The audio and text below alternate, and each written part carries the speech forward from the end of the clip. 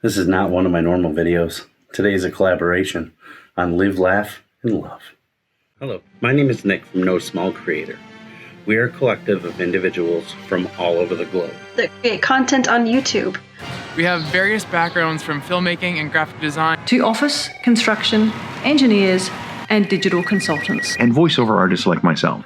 We want to talk to you in real time about how COVID-19 is affecting us in the regions that we live in. So that we can connect as a whole without the government or media agendas interfering with any narrative. We will post weekly or as often as we can. We're taking videos from each region and putting together to create one voice about the COVID-19 pandemic. We are all affected, no matter where we live. We aim to show unity and solidarity amongst the various countries to help us feel closer together even though we may be oceans apart. Hi, I'm Nick from #NoSmallCreator. nosmallcreator is an idea born of Cody Warner. That as a creator, Cody says, you are not a small creator, you're a big creator, you're a mega creator. It's just you don't have a mega following yet. I live in Western Australia. We're being encouraged to stay at home unless we need to leave for very special reasons such as shopping, medical appointments, compassionate reasons or personal exercise. I wondered how that was going to work for recreation because I'm really worried about people's mental health if they can't get out and do some of the things that they normally do to relax. And when I went to the beach a couple of weeks ago for a quick walk, I saw that there were people fishing and sitting down with their families, children playing on the beach just like normal, but everybody was doing a really good job of keeping their distance. So I think in Western Australia at least, although a lot of the public think that everybody's doing a bad job, in fact we're doing a really good job and we're seeing the results of that in Australia. Like other states in Australia, our border has been closed so that nobody can come into Western Australia at all unless they have a special exemption, and even then a lot of people have to spend the 2 weeks in quarantine, sometimes in a hotel paid for by the government. Even further than that, we have restrictions between regions because Western Australia is a really big state, so it's been divided up into a whole lot of regions and you have to stay within your own region, which means you can't just drive from one place to another like you always have done, because that means you're going from one region to another. There are some exemptions, but you need to have the right paperwork to get through the blockade, which is manned by a whole heap of police and Australian Defence Force personnel. It's amazing. Hi, I'm an American living on Gotland. My husband is a Swede. He's why I'm here. He was born on this island. He grew up as a farmer's kid. That's what there is on this island. A lot of farmers, a lot of normal folk. But in the summer season, the tourists descend. And then that's where the island makes a lot of its money. It feels really weird right now because everything feels weird. I don't know how many things are going to be canceled. Like the big political week where like politicians and people come to debate and talk politics for a week and they spend a lot of money. That was canceled. That's like a huge deal. I don't know if the medieval festival in August will be canceled, but I'm supposed to talk about some official stuff. The 12th of March was when the first case of the coronavirus came to this island, and there have been, by the 20th of April, there were 19 confirmed cases and 1 death. So it's a very slow progression, and basically everything's open. People are just living their life as normal. There's a little bit less toilet paper, but everything's not shut down and we're definitely not locked down. Basically, the plan has been to isolate the sick and the elderly, although I still see elderly people shopping, and all gatherings over 50 are canceled. And there's recommended to have no gatherings over 30 people. Ice cream shops are open, hair cutting places are open. It just feels like a normal springtime, but it also feels like something is looming and you just never know. When are we gonna be like the rest of the world? When is it gonna get scary and weirder?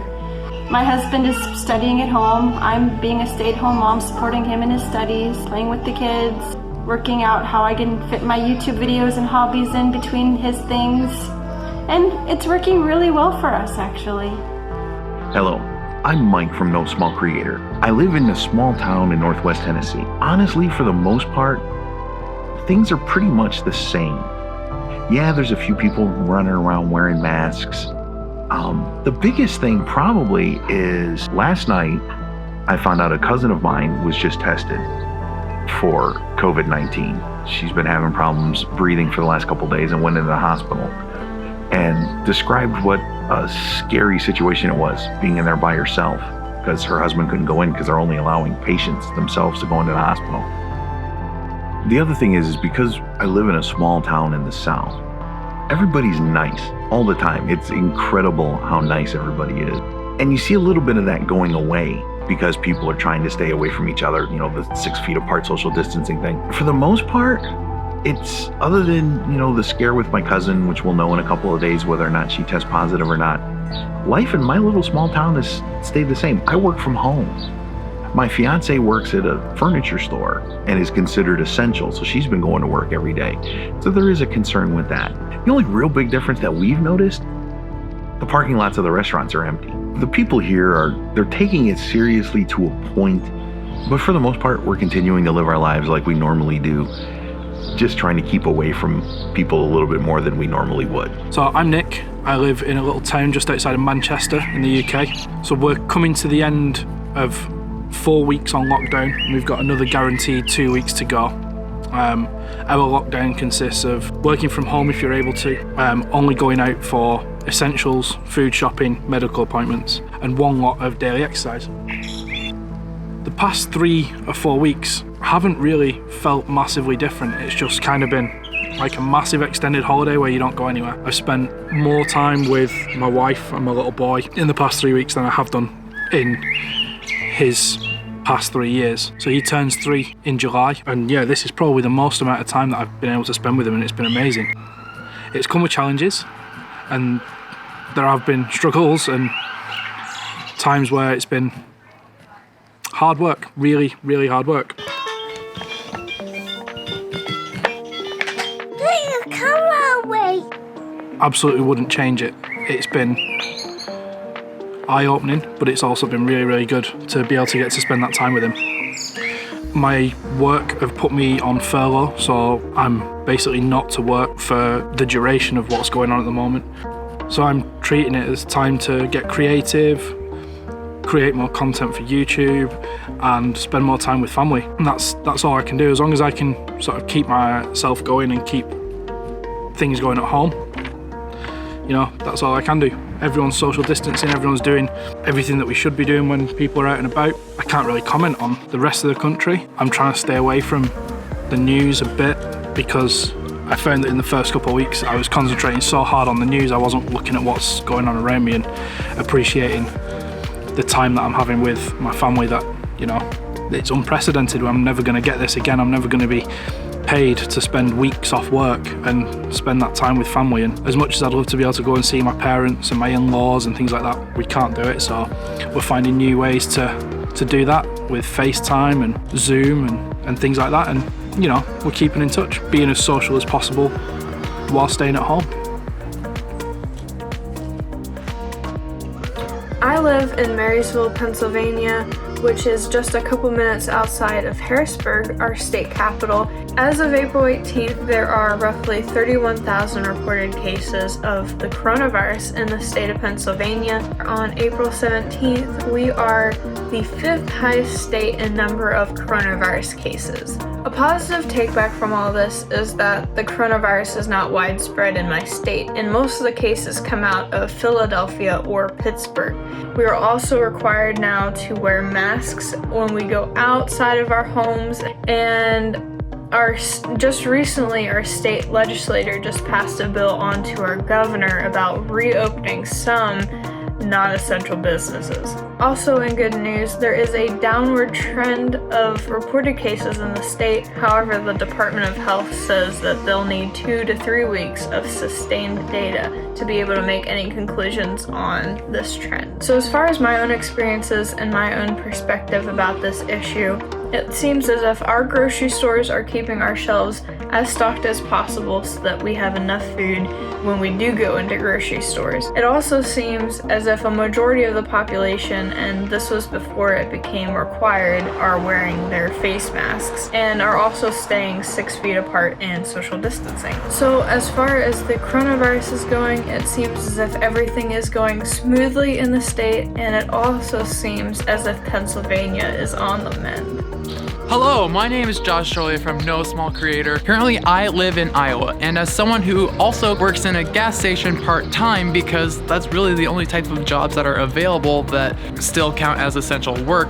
I mean, there's others that are probably full-time, but like, don't fact check me. Being a essential worker in a gas station, it's affecting me because I'm interacting with a whole lot of people coming into a store to pay for their gas and buy other things. As a worker there, we have put up like plexiglass windows in front of us to try to help and create a block between the other person and us, but because they're only so big, people have to go around, and it does cause problems with trying to put things into bags and hand it back to the customer. And that's just one of the precautions. One of the other precautions I'm seeing around here is just the fact that there are just stickers and pieces of tape and labels everywhere to stay 6 feet apart.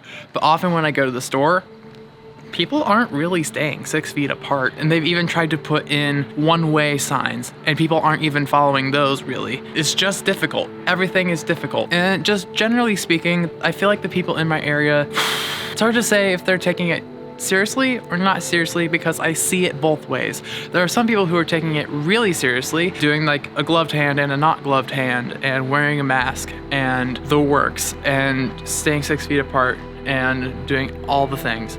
And then some people who aren't taking it as seriously, who maybe aren't wearing masks, who really don't care how close they are to other people, who maybe aren't washing their hands the way they should be. But I will say though, it is very interesting right now to go into stores that you normally see to be really full and have them be pretty empty. Almost like a ghost town, and it's kind of scary.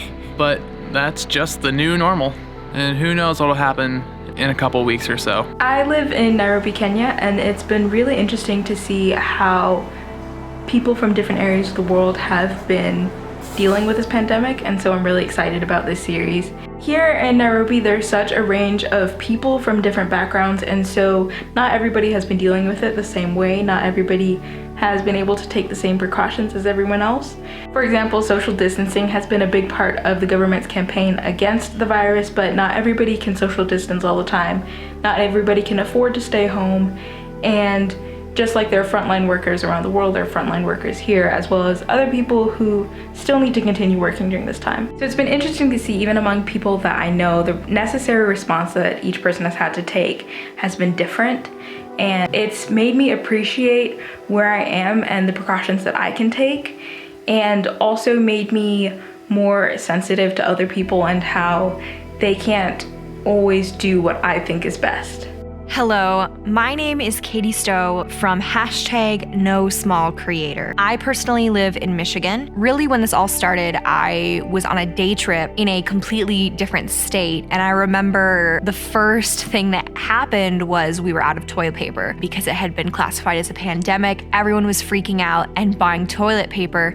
It was sort of a joke. When I came back from that trip, the president had issued a national emergency, and it was at that point in time where I had this unsettling feeling in my stomach like, is this really going to go away? Michigan has been fairly strict. We have very high infection and death rates, particularly because of Detroit and the east side of our state. But it's getting to the point where it's affecting people that we know, affecting people around us. It's not this distant event happening on the other side of the world. For me personally, working from home, still being able to have at least a part-time job has been really helpful. But there are a lot of opportunities that are now being canceled, weddings, public events where I do sound engineering. Those are the areas that are really being affected right now. Honestly, the thing that has me most nervous is where our economy is going to go after this. Those opportunities may open back up, but what they're gonna look like after this is all over,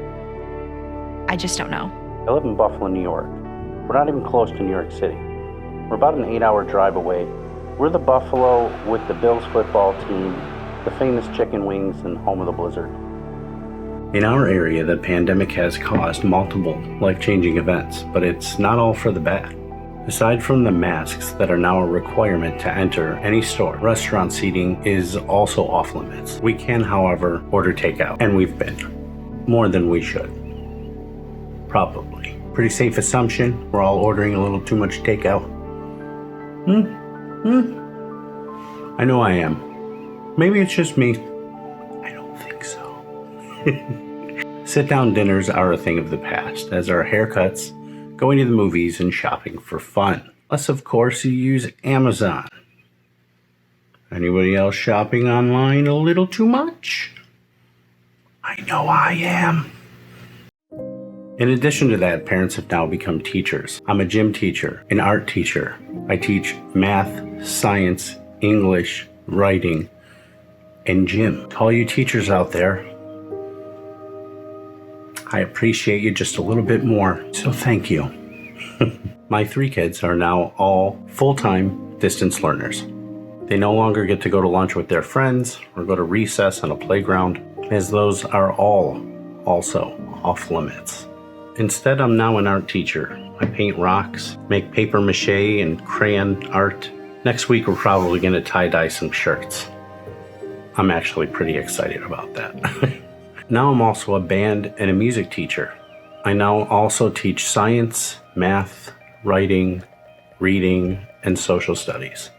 I'm in a position where the kids are actually getting laptops from their school, and that's fantastic, but not all school districts are in that same situation. Even with all the support that we get from the district, it still has us scratching our heads. The New York State Regents exams have been canceled, so we're not sure really what's going to happen.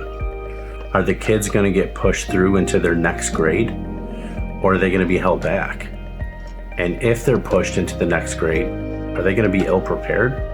There's just too much uncertainty. We recently booked a trip to Orlando to take the kids to Disney in May coming up. And if we get there, there's a 14-day quarantine, so that's not going to work for us. And if we got there, Disney is closed until further notice. We can reschedule that. I mean, the vacation can be rescheduled. That is okay. We will be okay. Will we be okay? My wife works in a hospital and I have a compromised immune system. Will she bring this virus home? Will I get it on a piece of fruit that I didn't remember to wash, or a gas nozzle that I didn't sanitize? And then I touched my face? Because you know you can't touch your face. But as soon as somebody tells me not to touch my face, it makes me want to touch my face. I don't know about you. Don't touch your face. I bet you're touching your face. Amidst all of this, I still have to be a father and a husband. I had to stop watching the news after the first couple of weeks because they just bombarded you with negativity. I'd wake up each morning wondering if I should hug and kiss my wife. And I still don't know if I should. But I'm not going to stop. It's my wife.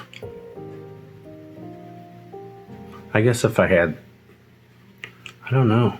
Now you got me wondering. I bet you wonder the same thing. Besides the news reporting all the negativity, there is some positivity that they're not really reporting. A lot of people are spending a lot more time with their families. I know I am. Families are learning new technology to stay connected. Just this Easter, we had a Zoom meeting while we dyed Easter eggs. Oh, that's a good idea. I'm going to take a picture. It's Easter COVID 2020. It wasn't amazing, but we still got together. We still got to connect.